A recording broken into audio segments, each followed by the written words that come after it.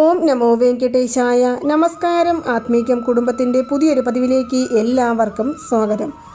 ഇന്ന് തേയ്പിറ അഷ്ടമി തിഥി.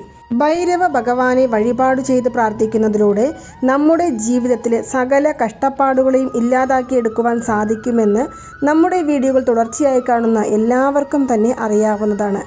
അതായത് എത്ര തന്നെ കഷ്ടപ്പെട്ടാലും ജീവിതത്തിൽ മുന്നേറുവാനായിട്ട് സാധിക്കുന്നില്ല. വരവിനേക്കാൾ ഇരട്ടി പാഴ്ചിലവുകളാണ് ആകുന്നത്. അതുപോലെ തന്നെ ആരോഗ്യപരമായ പ്രശ്നങ്ങൾ കാരണം വളരെയധികം മനോവിഷമം അനുഭവിക്കുന്നു. കൂടാതെ തന്നെ ദുർമന്ത്രവാദം, ദുഷ്ടശക്തികൾ, നെഗറ്റീവ് എനർജി, വിജയത്തിലേക്കുള്ള വഴിയിൽ വരുന്ന തടസ്സങ്ങൾ, ആത്മാക്കൾ എന്നിവയിൽ നിന്ന് സ്വയം പരിരക്ഷിക്കാൻ കാലഭൈരവ ഭഗവാനെ വഴിപാട് ചെയ്യണമെന്ന്. അതുമാത്രമല്ല, നമ്മൾ ഏതെങ്കിലും ദൂരസ്ഥലങ്ങളിലേക്ക് യാത്ര ചെയ്യുന്ന സമയത്ത് ഭൈരവ ഭഗവാനെ വഴിപാട് ചെയ്ത് മനസ്സിൽ പ്രാർത്ഥിച്ചു പോവുകയാണ് എന്നുണ്ടെങ്കിൽ നമുക്ക് യാത്രകളിൽ ഒരു തടസ്സവും ഉണ്ടാവില്ല. മാത്രമല്ല, നമ്മുടെ കാവലായിട്ട് ഭഗവാൻ ഉണ്ടാകുമെന്നാണ് പറയുന്നത്. അത്രയും ശക്തിയാണ് അല്ലെങ്കിൽ അത്രയും വിശ്വാസമാണ് പലർക്കും കാലഭൈരവ ഭഗവാനെ എന്ന് പറയുന്നത്.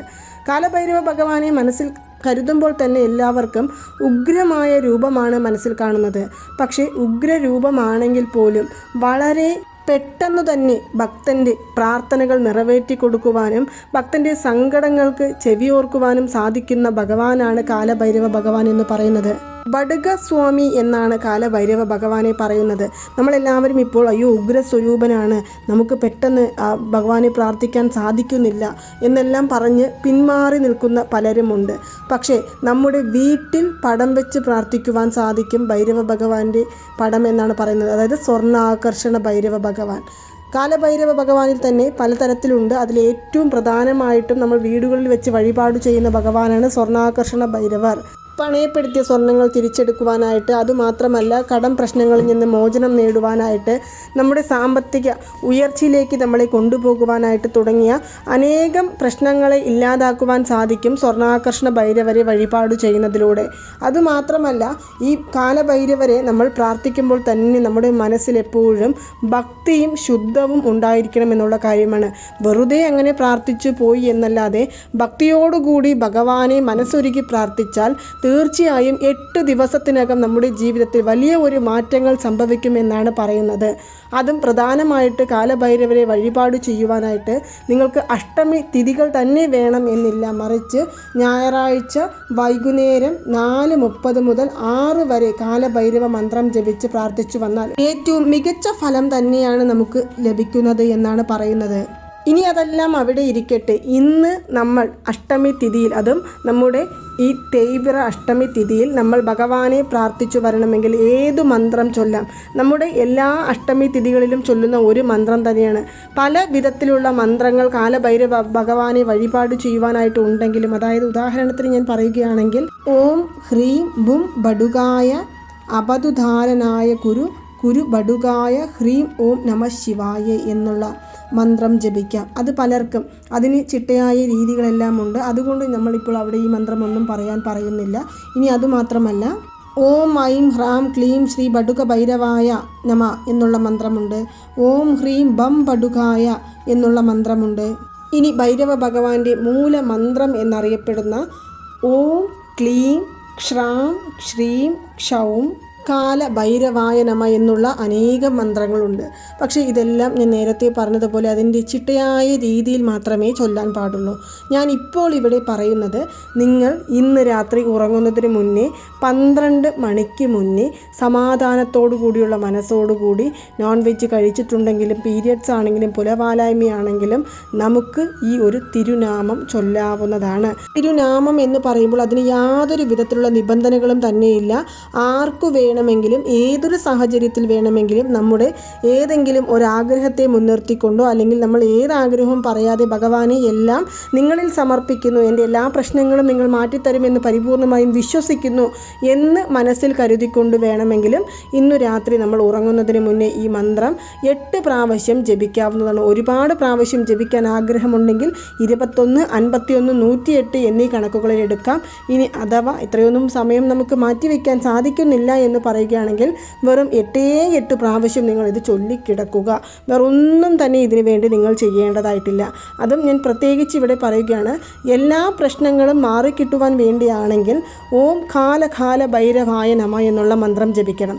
ഓം കാല കാല ഭൈരവായ നമ എന്നുള്ള മന്ത്രം എല്ലാ പ്രശ്നങ്ങളും തീർത്തു തരുവാനുള്ള ഉത്തമമായ ഒരു മന്ത്രമാണിത്. ഇനി അതല്ല, പണയപ്പെടുത്തിയ സ്വർണം തിരിച്ചെടുക്കണം, എൻ്റെ കടങ്ങൾ മാറിക്കിട്ടണം, എൻ്റെ വരുമാനം വർദ്ധിക്കണം, എൻ്റെ പാഴ്ചിലവുകൾ കുറയണം എന്നാണ് മനസ്സിൽ ആഗ്രഹിക്കുന്നതെങ്കിൽ ഓം സ്വർണ്ണാകർഷണ ഭൈരവനെ പോട്രി, ഓം സ്വർണ്ണാകർഷണ ഭൈരവരെ പോട്രി, ഓം സ്വർണ്ണാകർഷണ ഭൈരവരെ പോട്രി എന്ന മന്ത്രം 8 പ്രാവശ്യം വീതം ജപിക്കേണ്ടതാണ്. ഇന്ന് ഇതുമാത്രം നിങ്ങൾ ചെയ്താൽ മതി, വേറെ ഒരു കാര്യങ്ങളും ചെയ്യണമെന്നില്ല.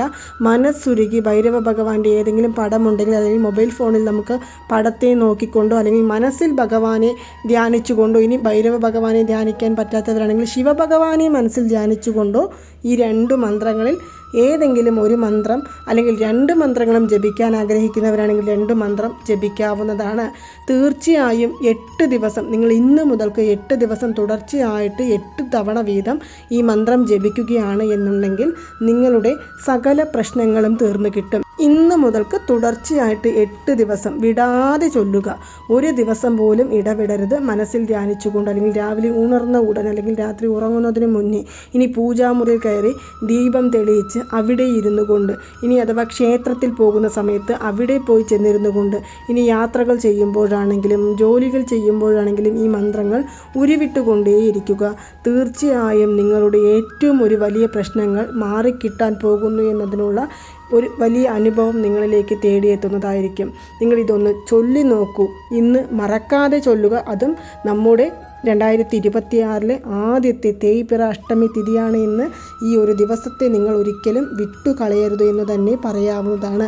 ഇനി നിങ്ങൾക്ക് പറയാൻ സാധിക്കുന്നില്ല എന്ന് പറയുകയാണെങ്കിൽ നിങ്ങൾക്കൊരു നോട്ട് പുസ്തകത്തിൽ ഇന്ന് 51 പ്രാവശ്യം മനസ്സ് ഒരു നിലപ്പെടുത്തിക്കൊണ്ട്, അതായത് നമ്മുടെ മനസ്സിൽ ഭഗവാനെ മാത്രം കരുതിക്കൊണ്ട് നമുക്ക് ഇത് 51 പ്രാവശ്യം തുടർച്ചയായിട്ട് ഓം കാല കാല ഭൈരവായ നമ, ഓം സ്വർണ്ണാകർഷണ ഭൈരവരെ പോട്രി, ഓം കാല കാല ഭൈരവായ നമ, ഓം സ്വർണ്ണാകർഷണ ഭൈരവരെ പോട്രി എന്നിങ്ങനെ എഴുതാവുന്നതാണ്. സമാധാനത്തോടുകൂടി ഉറങ്ങുന്നതിന് മുന്നേ ഏതൊരു തരത്തിലുള്ള ശല്യങ്ങളും ഇല്ലാതെ മനസ്സുരുക്കി പ്രാർത്ഥിച്ചുകൊണ്ട് ഭഗവാനെ എല്ലാം അങ്ങയിൽ സമർപ്പിക്കുന്നു എന്ന് മനസ്സിൽ പറഞ്ഞുകൊണ്ട് ഇത് എഴുതി നോക്കൂ. ഉറപ്പായും ഫലം ലഭിക്കും. ഭഗവാന്റെ അനുഗ്രഹം നമ്മുടെ ജീവിതത്തിൽ വന്നു ചേരും. അപ്പോൾ നിങ്ങൾക്ക് എല്ലാവർക്കും ഈ ഒരു വീഡിയോ ഇഷ്ടമായി കാണുമെന്ന് വിശ്വസിക്കുന്നു. ഇതുപോലുള്ള മന്ത്രങ്ങൾ, അതുപോലെ തന്നെ താന്ത്രികങ്ങൾ, കൂടാതെ തന്നെ വഴിപാടു രീതികൾ, ഭഗവാന്റെ തിരുനാമങ്ങൾ, തിരുകഥകൾ എന്നിവയെക്കുറിച്ച് കൂടുതലായിട്ട് അറിയണമെന്നുണ്ടെങ്കിൽ നമ്മുടെ ഈ ചാനൽ ഒന്ന് സബ്സ്ക്രൈബ് ചെയ്യുവാനും സപ്പോർട്ട് ചെയ്യുവാനും ഷെയർ ചെയ്യുവാനും മറക്കരുത്. നന്ദി, നമസ്കാരം. ഓം നമോ നാരായണ. ഓം നമോ വെങ്കിടേശായ നമ.